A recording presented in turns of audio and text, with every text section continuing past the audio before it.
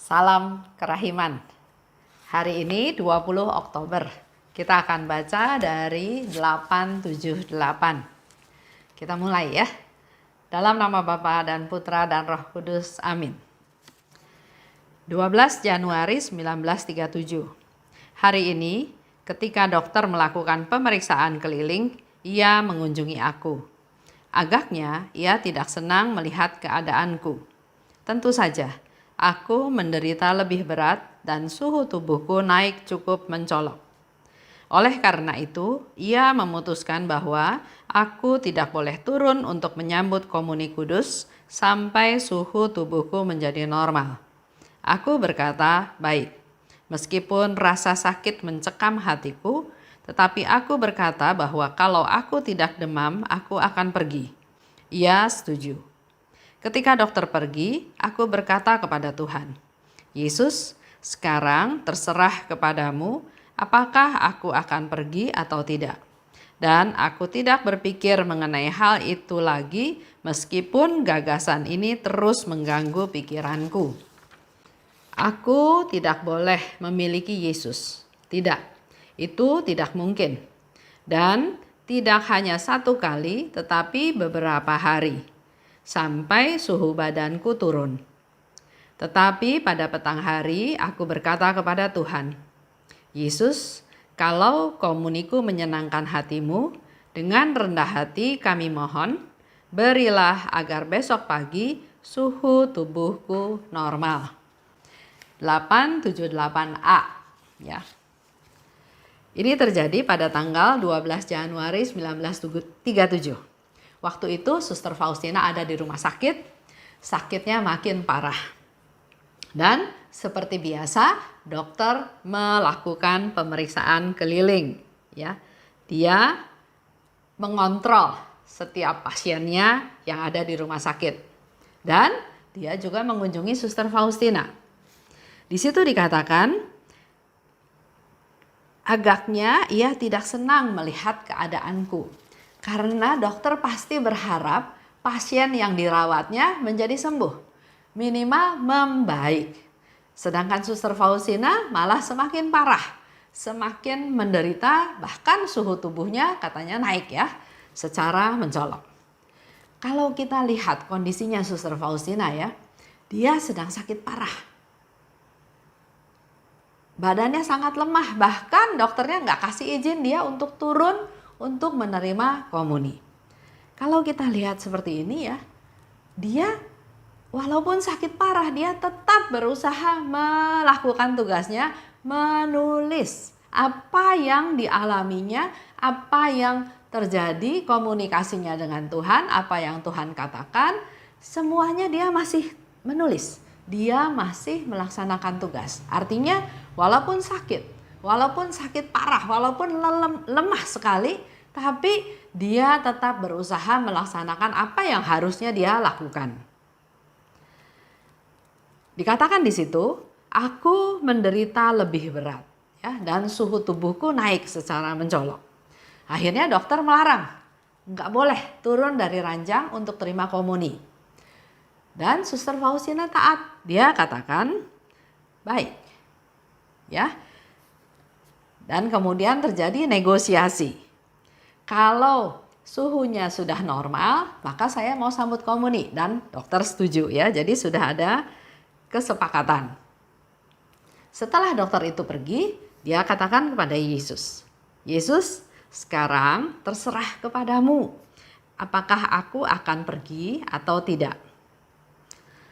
Dan aku tidak berpikir mengenai hal itu lagi meskipun gagasan ini terus mengganggu pikiranku.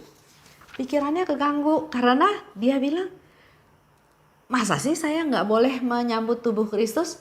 Masa sih saya nggak boleh memiliki Yesus? Dia bilang, nggak mungkin.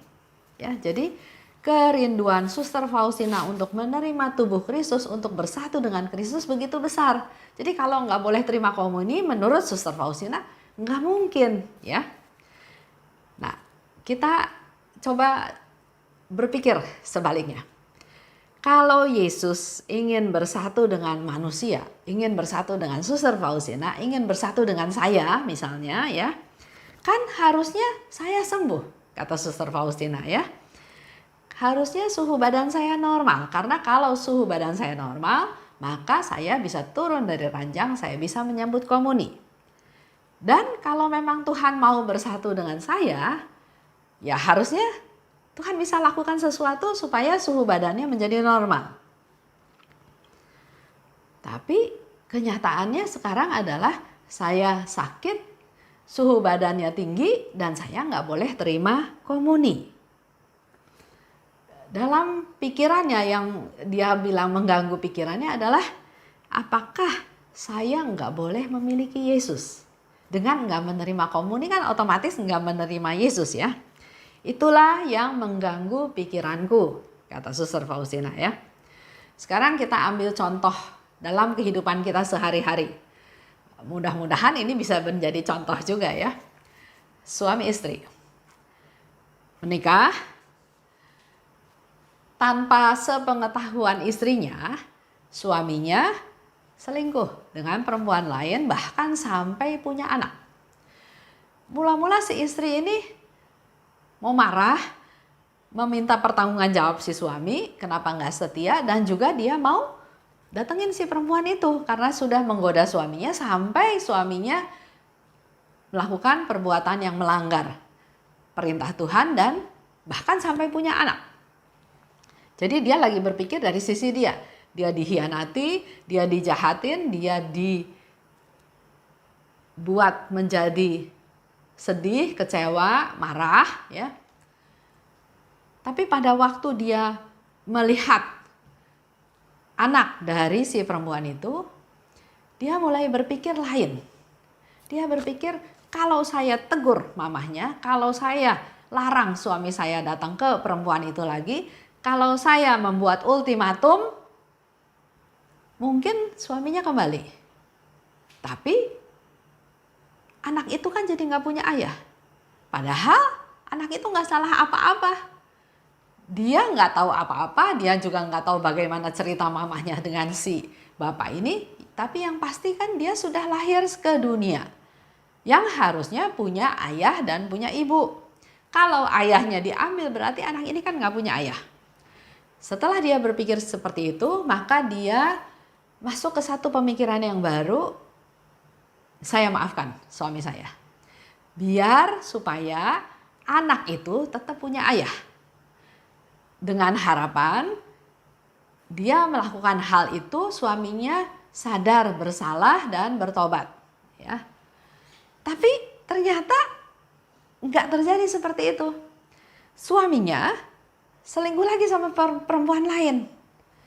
Nah di situ si istri ini bertanya pada Tuhan, Tuhan, saya sudah mengampuni suami saya sudah berusaha memaafkan dia, saya sudah berusaha melaksanakan firman Tuhan untuk mengampuni, untuk tidak membuat orang lain menjadi lebih susah, untuk supaya anak itu tetap punya ayah.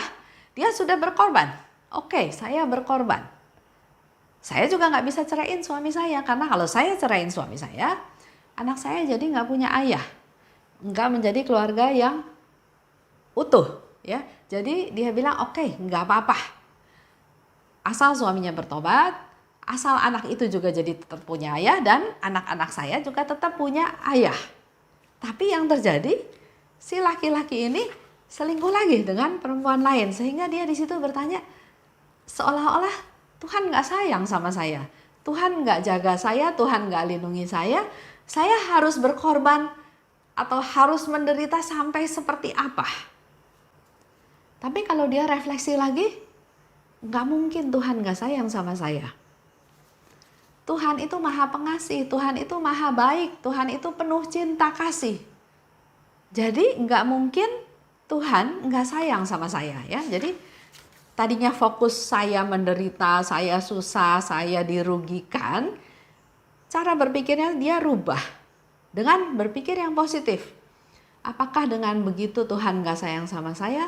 Gak mungkin. Tuhan sayang kok sama umatnya. Dan pasti Tuhan juga sayang sama saya. Jadi dua hal yang berbeda ya. Apa yang dia alami gak berkaitan dengan Tuhan gak sayang sama dia. Dia tetap punya iman, dia tetap punya keyakinan Tuhan sayang sama saya. Jadi udah mulai berpikir positif. Nah, begitu pula dengan, kita lanjut ceritanya Suster Faustina. Dia katakan, saya nggak terima komuni, masa saya nggak terima Yesus? Nggak mungkin juga. Saya nggak terima Tuhan, karena dia tahu Yesus sangat ingin bersatu dengan manusia, sangat ingin bersatu dengan Faustina. Ya, dikatakan lebih lanjut, Yesus, kalau komuniku menyenangkan hatimu, dengan rendah hati aku mohon, berilah agar besok pagi suhu tubuhku normal. Ya. Jadi dia tetap punya pemikiran yang optimis, percaya bahwa Tuhan itu baik, Tuhan itu mau bersatu dengan Suster Faustina. Tuhan tidak membiarkan Suster Faustina tidak menerima Yesus. Maka yang dikatakan, kalau komuniku menyenangkan hatimu, dengan rendah hati aku mohon. Jadi enggak maksa, enggak marah, enggak suruh ya. Dengan rendah hati aku mohon, berilah agar besok pagi aku normal suhunya, supaya dia bisa menerima tubuh Kristus. Nah, dengan rendah hati aku mohon. Tidak memaksakan kehendak. Dan dia juga enggak bilang, Tuhan sembuhkan saya saat ini juga. Dia katakan, besok pagi kalau Tuhan kehendaki saya jadi normal suhunya. Jadi sepanjang malam dia masih merasakan sakit, masih menderita. Dia enggak minta sekarang ya. Jadi kebutuhannya kapan? Kebutuhannya besok pagi untuk menerima komuni. Sehingga dikatakan, besok pagi suhu dia normal supaya dia bisa menerima komuni. Jadi jelas ya, permintaannya itu jelas ada tujuannya. Nah, itu boleh dibandingkan dengan kita. Kalau kita berdoa sama Tuhan, biasanya kan ingin doanya cepat dijawab. Tuhan, saya minta ini. Dan pengennya langsung dijawab saat itu juga.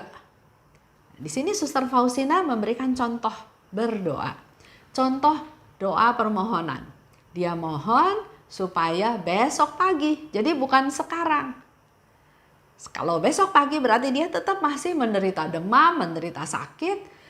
Dia terima, dia alami. Gak apa-apa. Yang penting besok waktu dia mau menerima komuni, suhu tubuhnya normal. Dan itu semua dia panjatkan dengan sesuatu permintaan yang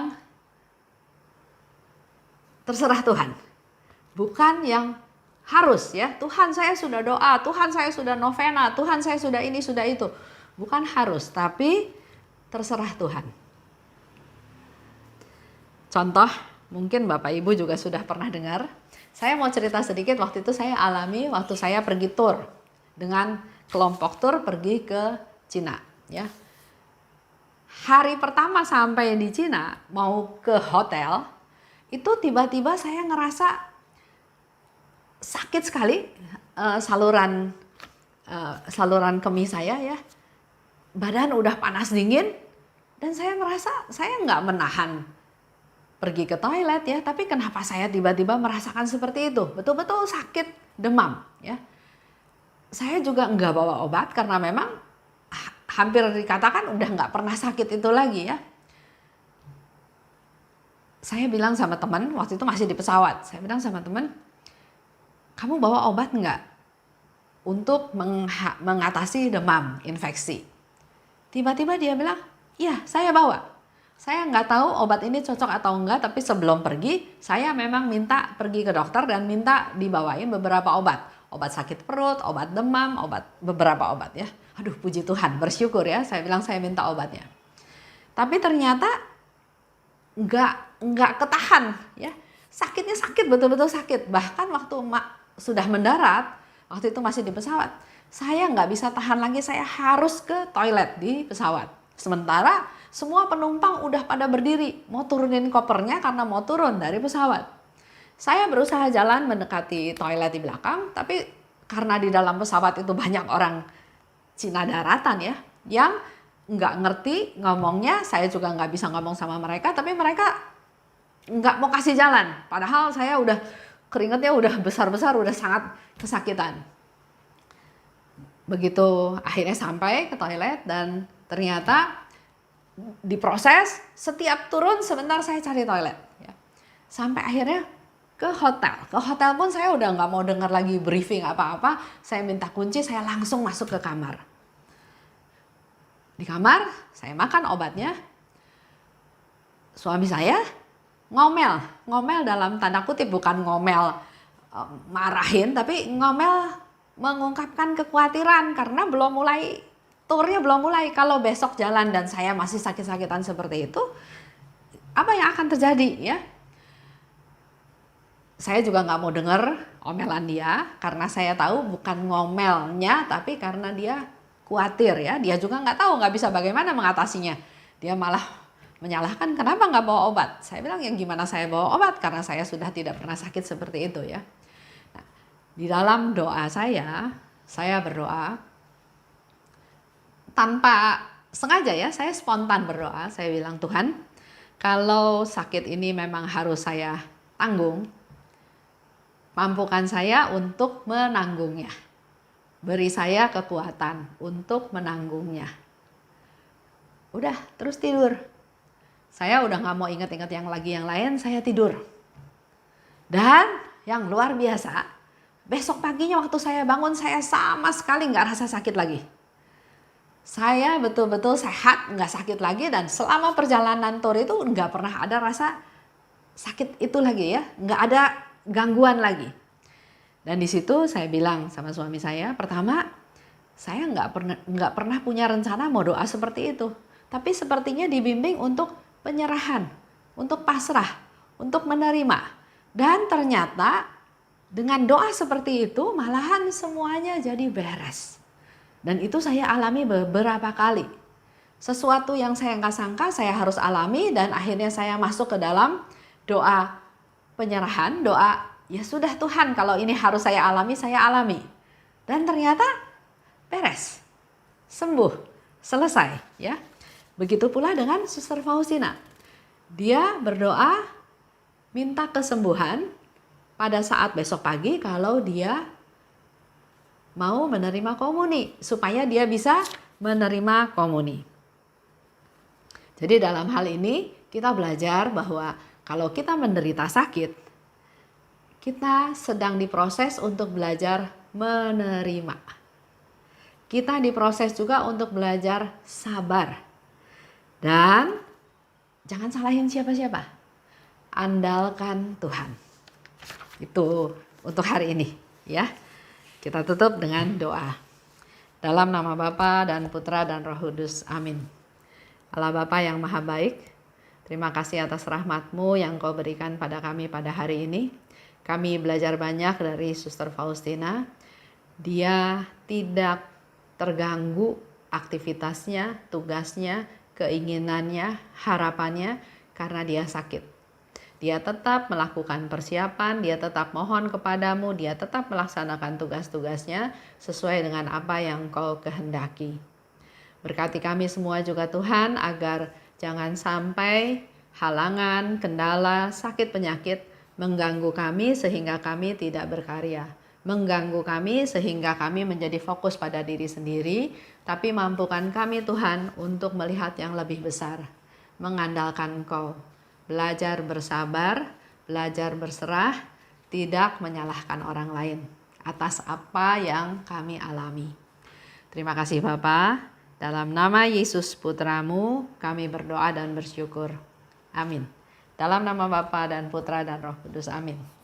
Salam kerahiman.